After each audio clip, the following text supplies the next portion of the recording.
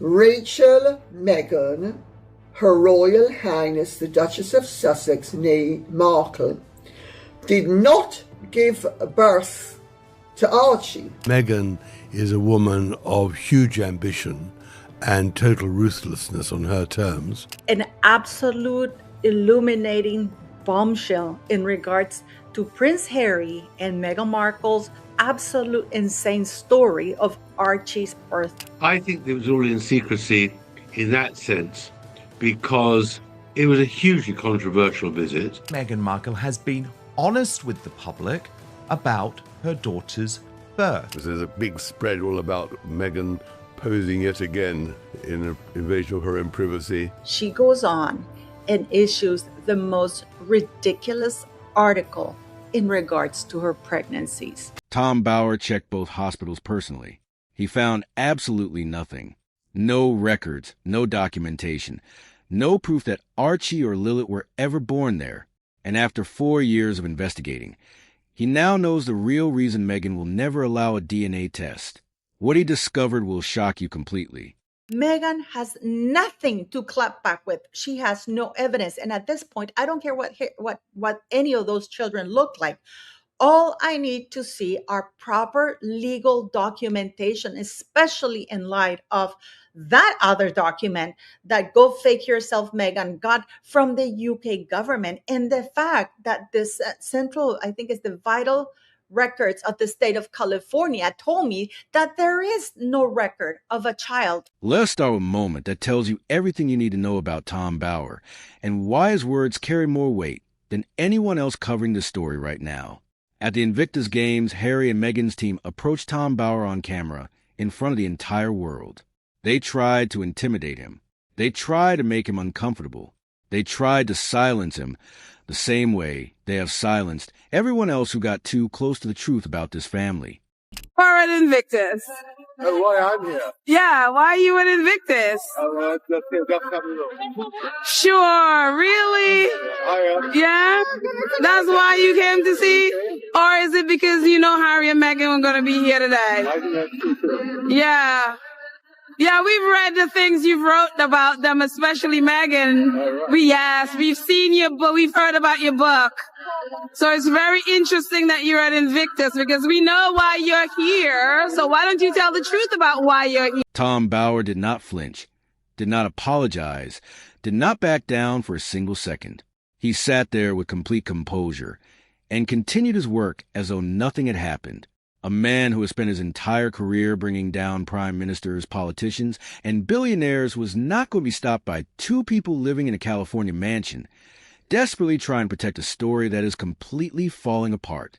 They had a great shot at all sorts of things. The series on polo, her series on being a domestic goddess as ever. Also, she had another series about lifestyle. It didn't work because she really is pretty empty other than that she has this amazing title and has always got the threat of destroying the British royal family, and that's what makes her so interesting to us. That is who Tom Bower is. That is why everything he is about to say matters so deeply. His book Betrayal represents 4 years of forensic investigation into Harry and Meghan, not opinions, not social media speculation. Documented evidence gathered from palace insiders, medical professionals, publishing sources, and private communications that nobody else in mainstream journalism ever bothered to access. Tom Bower, author of Betrayal, Power, Deceit, and the Fight for the Future of the Royal Family, a forensic examination of the many contradictions and controversies surrounding Prince Harry and Meghan Markle over the past 7 years. Tom Bower, I didn't send you my notes on this book because they're 3 miles long, and I knew you'd say, abort mission. He went to places other journalists decided were too dangerous to go. He asked questions that other journalists decided were too uncomfortable to ask. After 4 years of all of it, Tom Bower came to one conclusion about Meghan that explains absolutely everything about this story. He wrote it in his own book with his full name attached, and his legal team fully aware of every single word. We will get to those exact words before this video is over. But first, you need to understand what his team found when they physically walked into those hospitals. He wasn't even present during Lily's birth. Or maybe the whole thing is because the surrogate scandal is breaking up. If that is the case, one would think that he would still read important documentation. Let's remember that Prince Harry have always had everything done for him. I don't believe that changed when he married Meghan Markle, which made it easier for her grift to trick him and to make him think things that were not true. There's also something else. In the very first days after Archie was announced to the world, Harry said something on camera that Tom Bower has never stopped talking about. Something so specific and so revealing that once you hear Bower's full analysis of it, you will never be able to unhear it. We're going to get there. She has quite deliberately caused doubt, and she has created mischief, knowing that it would damage the royal family, which would show a level of spite and malice that is truly not only sick, but evil. And the alternative is that she didn't give birth to those children. At those hospitals comes first. You have been asking these questions for years. You were called conspiracy theorists. You were dismissed and mocked and ignored by the same mainstream media that was busy protecting the story behind closed doors. While every major journalist in Britain decided to look the other way, Tom Bower was the one person who actually went looking for truth. He found it. And every single layer of what he uncovered is more shocking than the one before it. Stay with us. She is completely obsessed by herself, and then goes into how she's very proud of Lilibet, her daughter, who's finding her voice. I mean, she is so self-obsessed. She's so unbelievably immune to anyone else's feelings. And that is, of course, why, in my view, she invents issues like she did about this whole conversation about Archie, the colour of Archie's skin. Everything is done to focus back on her. Physically traveled to Portland Hospital in London. Then they made the journey to Santa Barbara Cottage Hospital in California. These are the two locations where Harry and Meghan's children were reportedly born.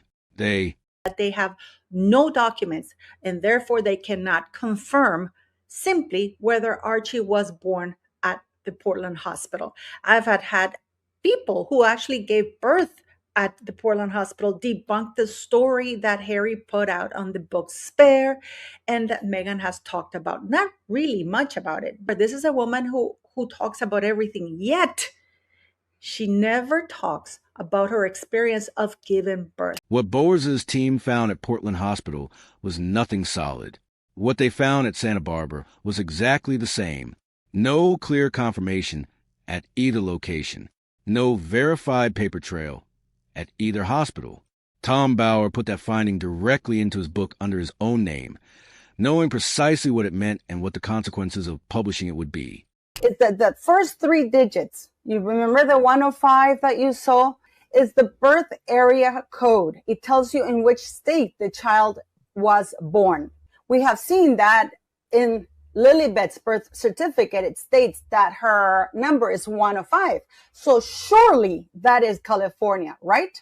It turns out that California is 104. And let's not forget that Archie is sixth in line to the throne and Lilibet is seventh in line to the throne, which is insane. Lady Colin Campbell reached the same conclusion through a completely separate, parallel investigation. She did not start out as a believer in any of this. When the first rumors about Meghan's pregnancy started circulating, she dismissed them completely and publicly. Then palace sources began flagging their own deep unease directly to her. Medical timelines that simply did not match. Private communications raising serious questions. First-hand witnesses who were apparently now willing to talk after years of silence. There are a lot of disparities, as there have been with Archie's birth. And I think good on Paula for having come up with that. There has been talk, Birkenhead. Oh my dear. You know, Dan, it's just amazing. I don't know if you're aware of it, Dan. Lady C started paying very close attention to what was happening right there in public view. Tom Bower also highlighted something that almost everyone completely missed. Both official birth announcements used the phrase born for the Duke and Duchess of Sussex. Not born to them, born for them. In proper English, children are born to people who carry them. Children are born for people who receive them through other arrangements entirely. That specific phrasing appeared in both announcements from two completely separate sources. Tom Bauer noted it. Lady C noted it. It appeared twice, and nobody in mainstream journalism asked a single question about it. That Lily was born, whether she was born in Colorado or not, she was born to a Colorado surrogate and transported to Montecito by jet. That's the information I got, and I thought I was just going to repeat it, and some of it might be incorrect, some of it might be correct. I don't really know. Investigation then turned to the official documentation surrounding Archie's birth. A certified copy of Archie's official UK birth record was requested directly from the General Register Office. This is not a tabloid story. This is a certified government document, and what is printed on it is something the palace simply cannot explain regardless of how hard they try. She was focused. She ordered this copy in February this year. And when she got it, she only looked at the date of birth. And then she pulled it out again. And then she decided to look at it closer. And this is when everything changed. And King Charles and Parliament have a lot to answer to the people, because this has been ongoing for years. The date of registration printed on that document reads May the 1st, 2019. Sit with that for a moment before we continue. Harry and Meghan told the entire world that Archie was born on the 6th of May, 2019. That is 5 full days after the registration date, printed on the government's own official document.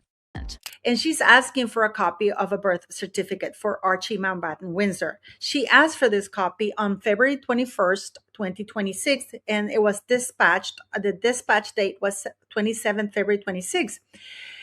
And she saw Archie Mountbatten Windsor, Archie, date of birth, May 6. She put it away after she saw this date, that this data was okay. So she figured, oh, okay, it is true. And then she pulled it out about yesterday or the day before yesterday. And then she looked at the date of registration. The date that the birth was registered, according to this document, was the 1st of May of 2019. Tom Bauer asked the question publicly and directly. How does a child get registered before he even exists? The UK Register's Office confirmed the answer clearly. Pre-registration of a birth is not possible under any circumstances for any person in the United Kingdom.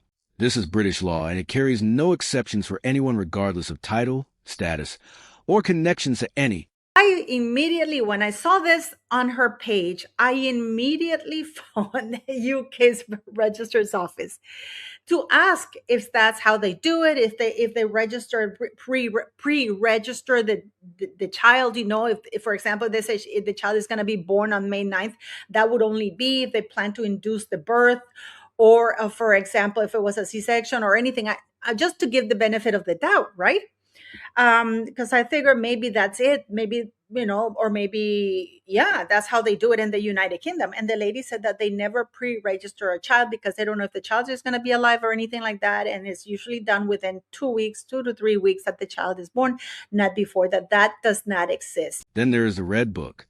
Every British parent receives a Red Book at the hospital the moment their baby arrives. It contains every verifiable detail of the birth, the exact time, the weight, and the names of every attending medical professional present. It is the mandatory document you are legally required to present when you register your child in the United Kingdom. No substitutes are accepted. No exceptions are made for anyone.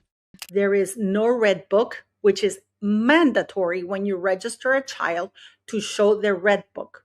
That's the birth, that's all the details. That's like the certificate of live birth that they give you at the hospital, and the parents get to keep it. Nowadays, you can also do it digitally. You can have your digital Red Book, but this is a vital Red Book. You bring it to the registrar's office along with your ID to verify that you're the parents, and you register them in the UK. When the register traveled to Frogmore Cottage to formally register Archie's birth, which was itself already deeply unusual, she was never once shown the Red Book.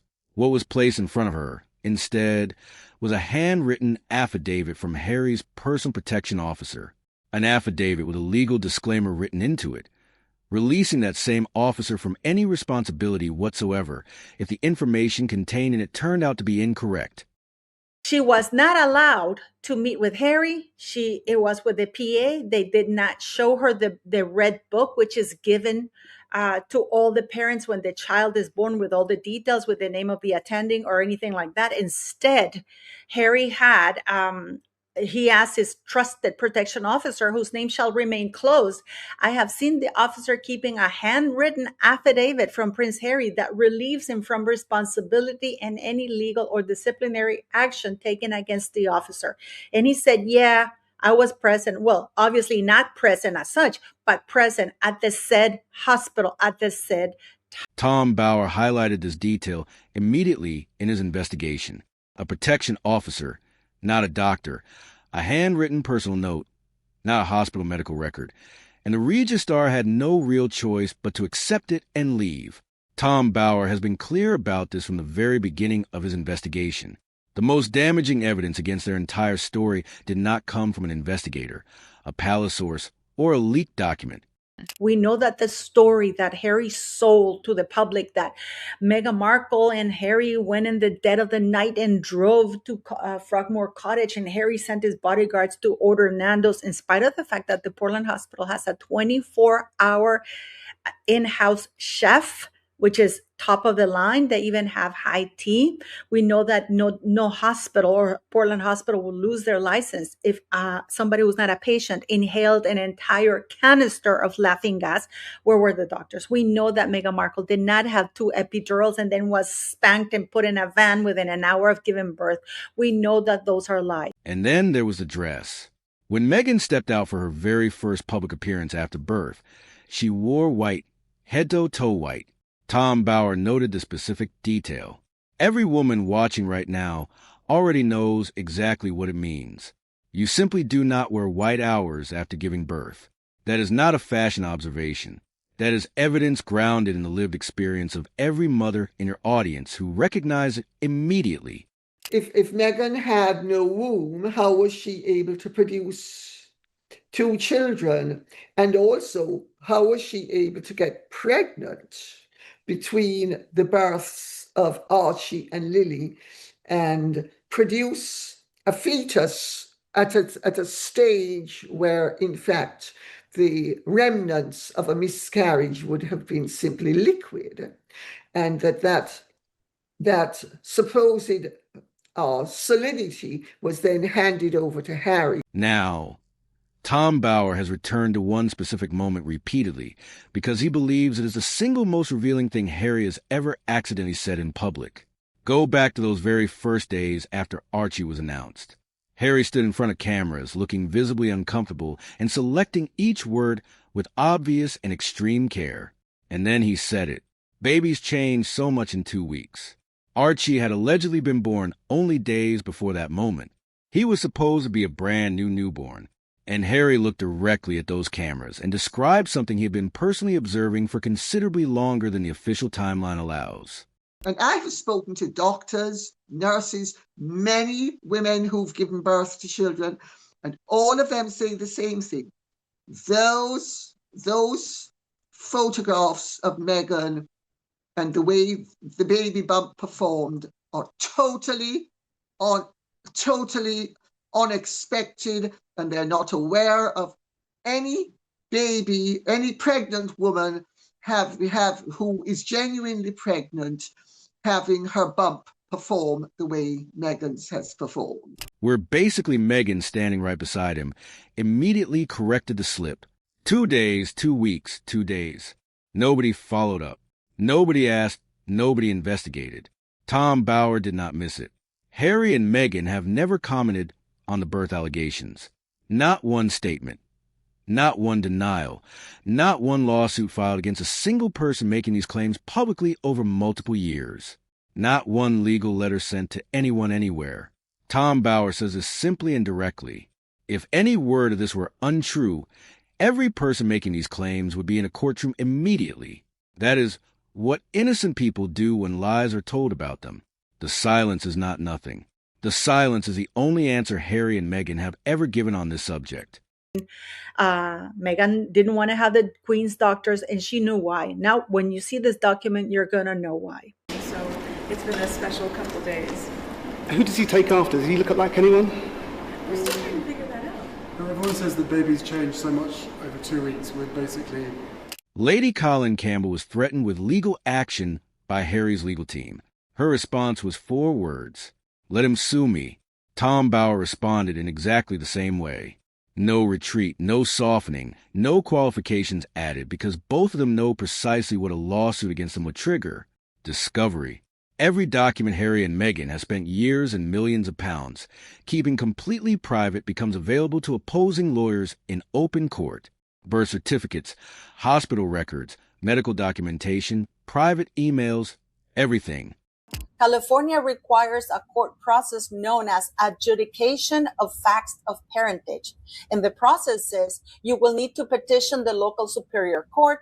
The judge will legally determine who the biological father is, often requiring a DNA test, or, and this is the tricky part, and I think that this, my opinion, Meghan did this on purpose, the mother's permission. If the mother does not agree to the change, you can still petition the court, but it will require formal litigation in a court hearing. Tom Bower was direct about this. To prove something false, Harry must provide the truth, the very documents he has spent years hiding. The Samantha Markle deposition is already underway. Court means proof, and proof is the one thing they cannot provide. Tom Bower speaks about the Queen with particular and visible anger. The Queen requested her personal physicians be present at Meghan's birth. She made that wish known clearly. Meghan refused. Those physicians are not simply highly qualified medical professionals. They are the most credible independent witnesses available anywhere in the entire country. Meghan chose to have 0 independent witnesses present in that room at all. Rachel Meghan did not give birth to that child. That's the ordinary meaning of the amendment. Anybody think that anything I've said is out of line? Anybody think I've said anything that's defamatory? H&M? Anybody else? Please feel free to sue me. I will see you in a court of law. I will defend exactly what I have said, because you and I both know that every word I have said is both true and fair. Princess told a close friend before the wedding that Meghan was gripped by red carpet fever and that nothing would deter her from her search for spotlight. Tom Bower confirmed his prediction proved exactly right in every single detail that followed over the years. Tom Bower also confirmed through multiple palace insiders that Meghan genuinely believed she should be queen, not Catherine. She could not understand why she was positioned further down the order. An establishment figure reported directly to the Queen before the wedding that Meghan believed once she married into the royal family, she was going to be above everyone. Meghan Markle barely gave birth. She still has the effects of the epidural, and they're going to put her in a van and send her back. And of course, the palace doesn't know about it. That is absolute insanity. When I wrote to Parliament in 2024, they said to me that they're not in the business of delivering children and that they don't have any records, and to ask the palace. And they reminded me that even though the palace, the king lives there and the king is the head of state of the United Kingdom, he's not bound by the Freedom of Information request. So he doesn't have to respond to anything because they're technically not a government agency. Tom Bower says this single belief drove absolutely everything that followed. Harry's book was written during the Queen's lifetime. He had no hesitation about attacking his 96-year-old grandmother in print while she was still alive. Tom Bower chose one word for it: treachery. She sat across from the Queen of England, and she lied directly to her face. Tom Bower has no doubt about that. None. Earlier, we promised you Tom Bower's single most precise conclusion about Meghan. For years, hundreds of sources, one sentence. This is what he wrote under his own name. Victimhood was Meghan's religion, the justification for her aggression. Tom Bower describes what investigators found when they turned their attention to Leet as genuinely unprecedented in modern royal history. She was born in California and announced entirely through Harry and Meghan's personal communications team. No British doctors, no palace bulletin, no easel Buckingham Palace, no royal medical oversight of any kind at any stage. I'd never heard this before. In London, Princess Anne predicted to a friend exactly what would follow. Meghan, she said, was gripped by red carpet fever. Nothing, it seemed, would deter her search for the spotlight. Wow, that is what a prediction from our favorite royal. I mean, Yeah. that's it. I couldn't believe after that incredible Variety piece that within like hours, Meghan Markle was on a red carpet in Los Angeles. Anyone in their right mind would duck and hide when what hits the fan. And Meghan is just, and you've said this before, like she's relentless, she's resilient. Church of England records connected to Californian reportedly show nothing. No entry, no registry, no acknowledgement from any bishop or archbishop's office anywhere. A royal christening is a constitutional act that formally connects a royal child to the Church of England and the crown itself. Without that record, Lila's connection to the monarchy is legally incomplete.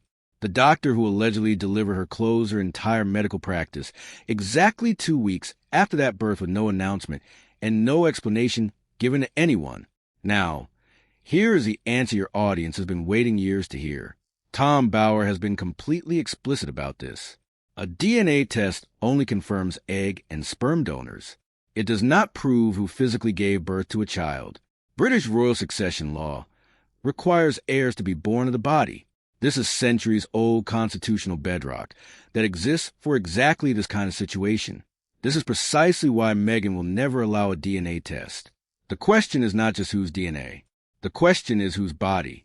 One test to confirm Harry as the biological father and Meghan as the biological mother, and it would still not confirm that Meghan physically gave birth to either child. I have a feeling that Meghan planned this, and I know that you believe that maybe she didn't think this far ahead, but I think she was. Really? I do believe I do believe that this woman was planning her way out as soon as she got the title, because once she got the title, she doesn't need Harry anymore. It's time for the royal family to come clean in regards to this, or remove those children from the line of succession until Meghan Markle and Prince Harry present the verified documents with the doctor's signature. At this point, I believe that the best course of action for the royal family is to just simply remove those kids from the line of succession, with the excuse that since Harry and Meghan Markle want to keep the details private, that does not go hand in hand with the Succession Act. Constitutional lawyers are quietly being consulted about both children right now. Tom Bower confirms this directly from his sources inside the palace. You have been asking this question for years. Tom Bower just confirmed exactly why they will never answer it, because the answer is not in the DNA. The answer is in the body, and that specific question terrifies them more than anything else. Now, here is something your American viewers need to hear directly. Tom Bower revealed in his book that the Colombia trip was secretly funded by the Soros Foundation. The Colombian vice president leaked this information herself. Harry and Meghan went to extraordinary lengths to keep that association completely hidden. Meghan changed outfits 4 to 5 times every single day during the trip, with purchase links attached to each outfit for a personal commission. They left approximately $8,000 behind, which was a tiny fraction of what the vice president had been expecting. Harry appeared more unhappy than observers had ever seen him. Tom Bower noted he did not understand what was happening around him and does not speak a single word of Spanish. Well, the whole of the Colombian trip is actually shrouded in unbelievable mystery and secrecy, not least because the vice president, a controversial woman, didn't want it to be known that in the end, the Sussexes, who she thought would contribute hugely to her charities, I think it left around about $8,000 behind, which was a fraction, a tiny fraction of what she expected. And no one could understand who paid for the trip. And she leaked it, that it was the Soros Foundation, a charity in Colombia, that had paid. The Soros Foundation didn't want to comment about whether they had helped or not, but there's no doubt it came from the vice president's office. This connection explains a great deal about who was behind Harry and Meghan and exactly why. Tom Bauer spent 4 years on this story. He visited both hospitals personally. He read every document. He sat at the Invictus Games while their team tried to intimidate him, and he did not move an inch. After all of it, he arrived at the simplest conclusion possible. One DNA test, one afternoon, every question answered permanently. If the children are genuinely theirs, one test ends the story forever and silences every single question ever raised. They know that, and they still will not do it. That is not privacy. That is the answer. Drop your thoughts in the comments right now and watch the videos on screen, because this story is far from